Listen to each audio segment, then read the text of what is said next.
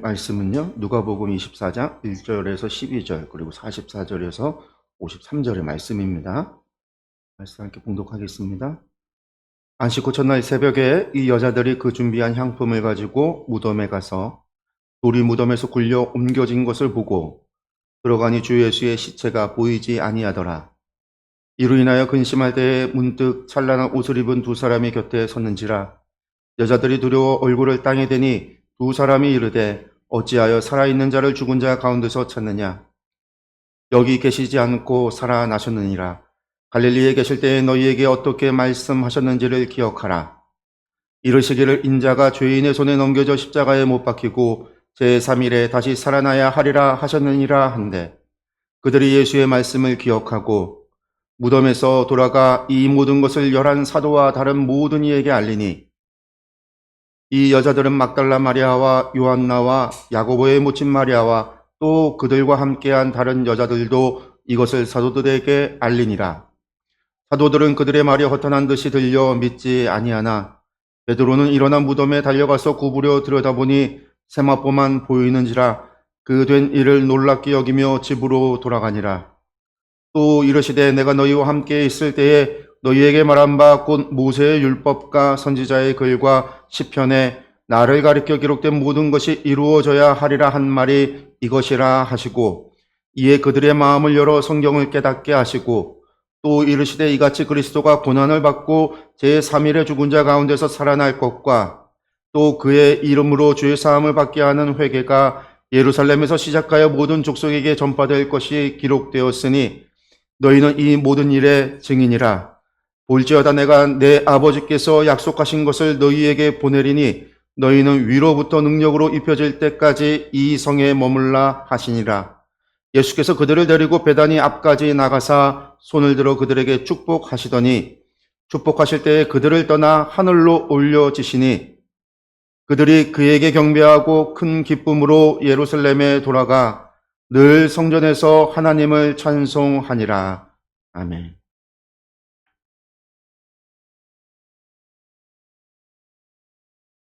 어제 광화문 광장에서요, 이례적인 풍경이 하나 펼쳐졌습니다. 2026년 부활절 퍼레이드가 광화문 광장 세종대 일대에서 열렸습니다. 그가 살아계시에 우리는 내일을 소망합니다 라는 주제 아래 교회와 기관 등 40여 개 팀 8천여 명이 참여하는 대형 거리 축제였습니다. 어린 아이부터 노약자까지 다양한 계층에서 연령대에서 광화문 세종대로를 가득 채웠고요. 퍼레이드가 끝난 뒤에도요, 수천 명이 한 자리에서 살아계신 주를 합창으로 불렀습니다. 저는 그 뉴스를 보면서 한 가지 질문이 마음에 걸렸어요. 그 사람들은 왜 저기에 모였을까? 단순히 행사로 모인 걸까? 아니면 정말로 예수님이 살아계신다라고 믿기 때문일까? 만약 예수님이 살아계시지 않는다라고 한다면 그 모든 함성은요, 허공에 흩어지는 공허한 소리에 불과합니다. 그러나 만약 정말로 살아계시다라고 한다면 광화문의 그 함성은 역사상 가장 위대한 진실의 선언이 되는 것이죠. 그 퍼레이드의 상임회장을 맡은 한 목사님은요, 광화문은 역사적으로 갈등과 투쟁의 상징이기도 하지만 이곳에서 부활의 기쁨과 희망의 축제가 열린다는데 큰 의미가 있다라고 하면서 한국교회가 말이 아니라 행동으로 부활을 증거하는 축제가 되길 바란다라고 이렇게 강조했습니다. 말이 아니라 행동으로 부활을 증거한다. 오늘 우리가 함께 읽은 누가복음 24장에 바로 이 주제를 다루고 있습니다. 부활은 선언만이 아닙니다. 빈 무덤이 그것을 증명합니다. 그리고 부활하신 주님과 함께 사는 삶 자체가 가장 강력한 증거입니다. 오늘 우리는요, 40일간의 사순절 묵상, 이 동행동거의 마지막 그 완성점인 부활절에 우리가 함께 서 있습니다. 예수님께서 금요일 날 십자가에서 죽으시고 장사가 되어졌습니다. 그리고 안식일이 지난 첫날, 바로 주일인 오늘이죠. 그 새벽에 여인들이 예수님의 시신에 향품을 바르기 위해서 무덤을 찾았습니다.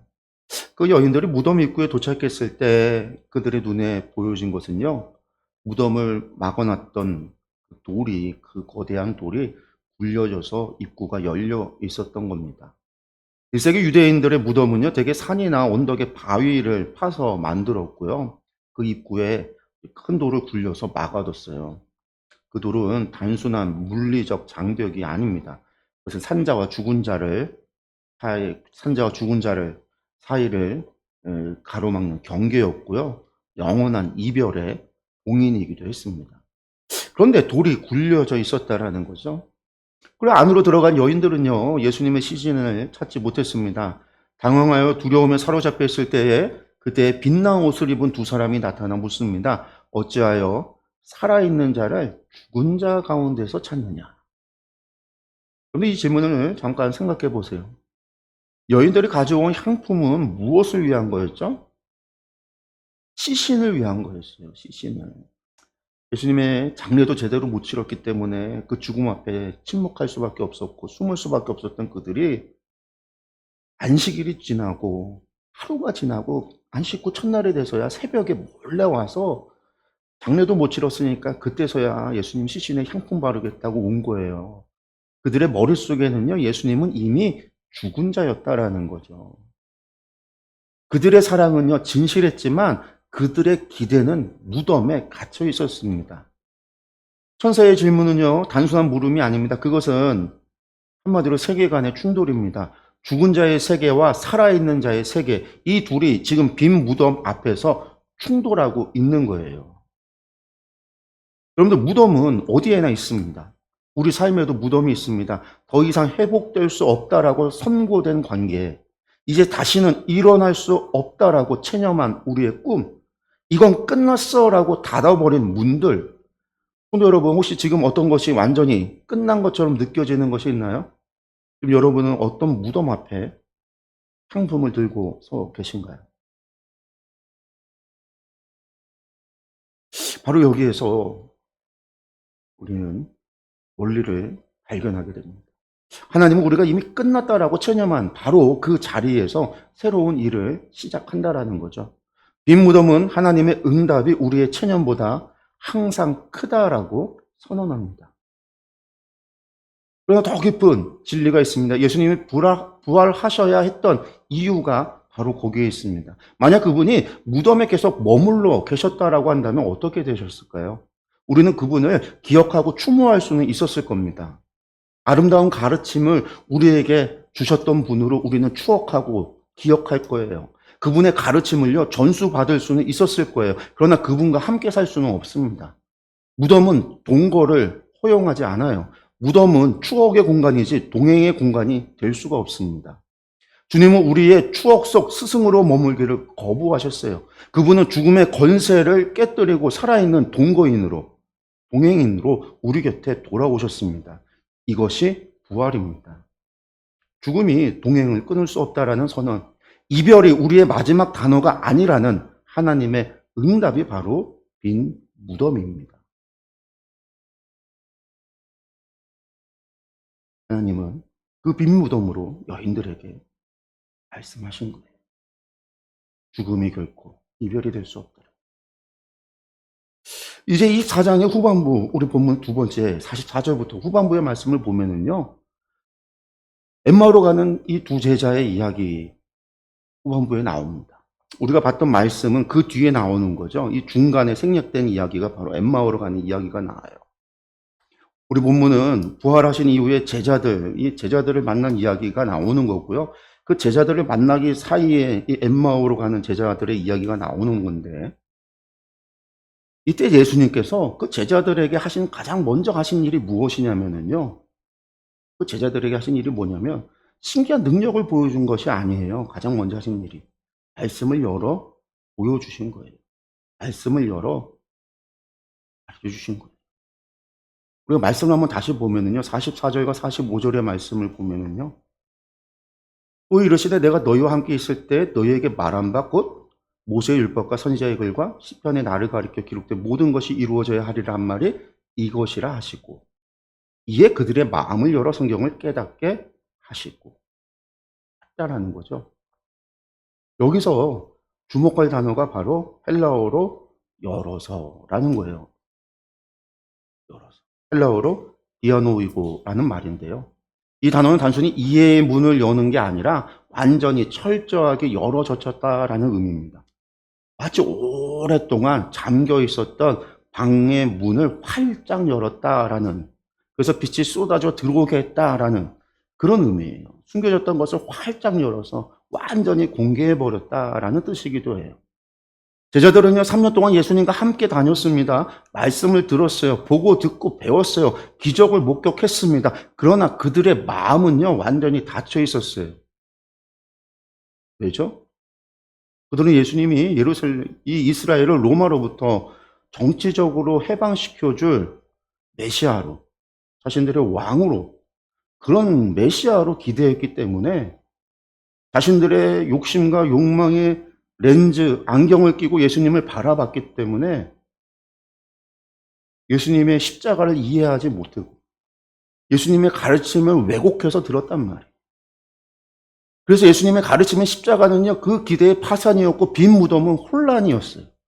기대의 틀이 잘못되면 사실을 봐도 진실을 알지 못하고 깨닫지 못하는 거예요. 보아도 보지 못하고 들어도 듣지 못하고 깨닫지 못하는 거죠. 부활하신 예수님은요, 제자들의 잘못된 기대의 틀을 해체하고 성경 전체가 십자가와 부활을 가리키고 있었음을 다시 보여주신 거예요. 마음을 열어 성경을 깨닫게 하셨다. 여기서 우리가 놓치지 말아야 할 것이 있습니다. 이 일을 누가 했습니까? 제자들 스스로 노력한 것이 아닙니다. 예수님께서 하셨습니다. 그분이 함께 계실 때, 그분이 마음을 여실 때 비로소 말씀이 열립니다. 주님이 떠나고 나서는요, 성령님이 우리를 함께 오셔서 성령님이 우리에게 예수님의 말씀이 생각나게 하시고 말씀을 보고 듣고 깨닫게 하십니다. 진리가 그래서 여기에 있습니다. 진리는요, 정보가 아니라 관계 속에서 열리는 거예요. 성경에 살아있는 하나님의 말씀이 되는 것은요, 그 말씀의 주인공이신 분과 함께 우리가 읽을 때 그때 말씀이 열리는 거예요. 우리 시대를 우리가 한번 생각해 보세요. 지금은 정보의 대홍수 속에 우리가 살아가고 있어요. 우리가 성경에 파나면요, 수십 가지 번역본이 내 손 안에 있습니다. 유명 설교자들의 강의, 설교 언제든지 들을 수 있어요. 유튜브 들어가면요, 온갖 유명한 목회자들의, 목사들의 설교 들을 수 있어요. 성경 강의도 들을 수 있어요. 그런데 여러분, 정보가 많아졌다고 우리의 삶이 달라졌습니까? 정보가 많아졌다고, 말씀을 많이 알게 됐다고 내 삶이 변화가 되나요? 내 성품이 변화되고 내 삶이 변화가 되고 내가 성화가 되고 있습니까? 예수님 함께 계시지 않는 성경 읽기는요, 결국 문학 감상밖에 되지 않아요. 예수님이 마음을 열어주실 때 2000년 전의 이야기가 지금 내 이야기가 되는 거죠. 이것이 동행의 능력입니다. 말씀을 읽을 때 주님, 오늘 이 말씀에 저에게 무엇을 말씀하십니까? 라고 묻는 것. 그것이 부활하신 주님과 함께 성경 읽기, 함께하는 성경 읽기. 그 말씀이 오늘 나에게, 이것을 통해서 주님은 오늘 나에게 무엇을 이야기하고 계십니까?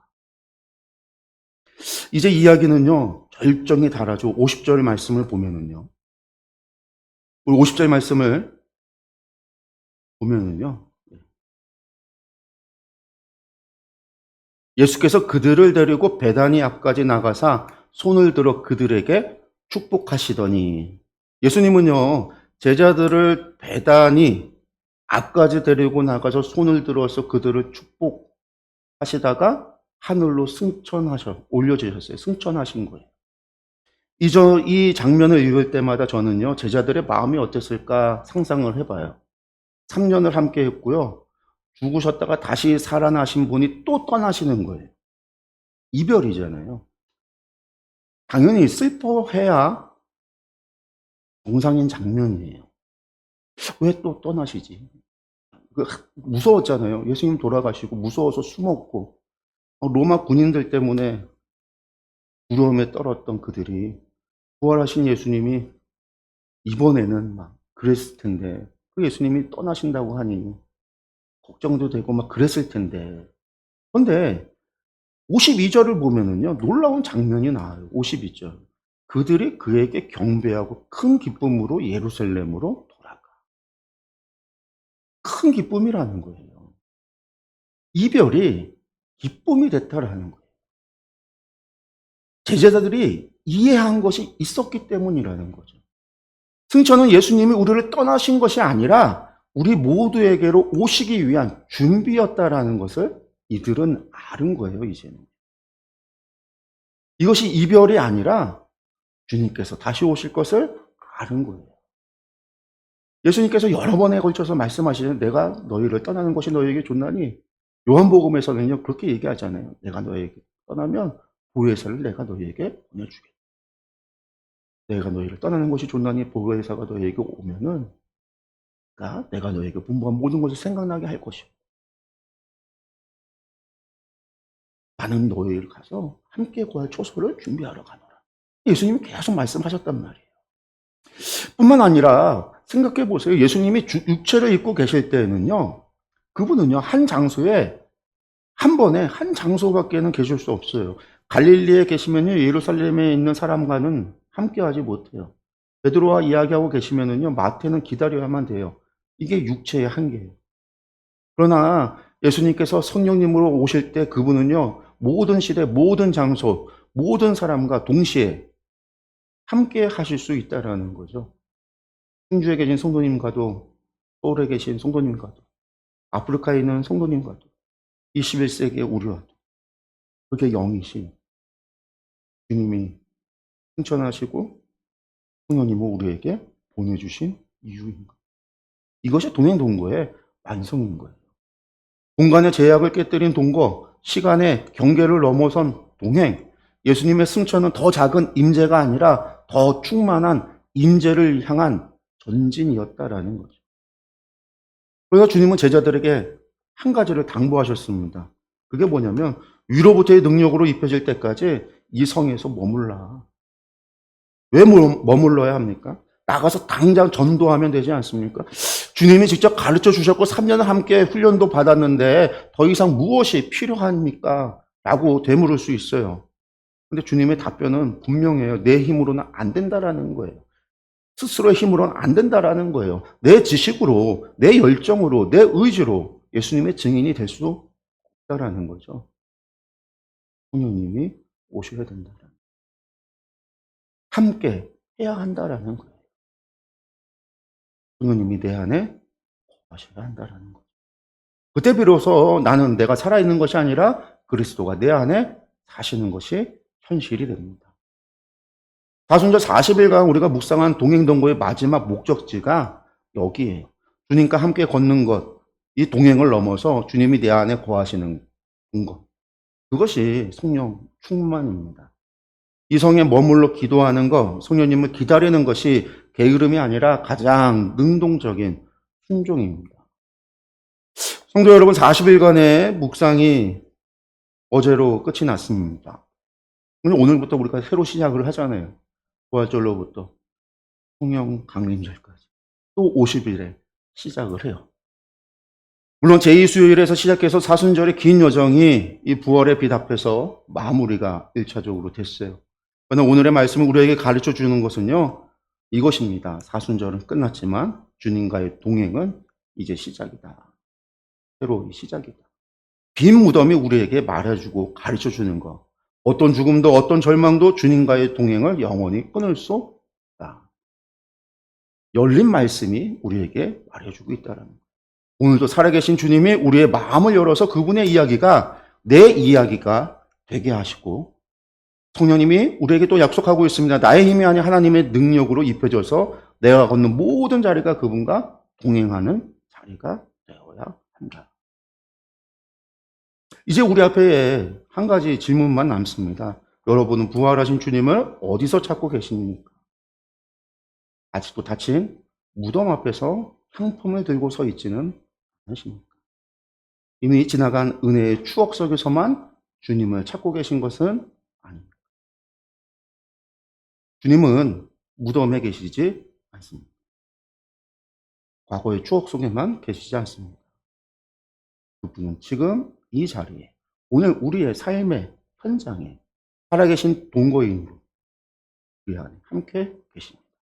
출근하는 아침, 교실로 향하는 발걸음, 밥상 앞에서 잠자리에 들기 전 그 모든 자리가 동행의 자리입니다.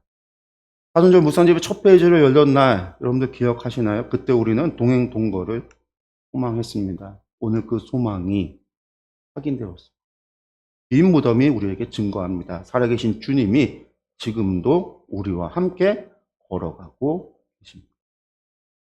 빈 무덤을 뒤로 하고 살아계신 주님의 손을 잡고 우리의 일상 속으로 힘차게 걸어가십시오. 사순절은 끝났지만 우리의 동행은 이제 시작입니다. 주님과 동행 동거하는 우리 모두가 되기를 간절히 축원합니다.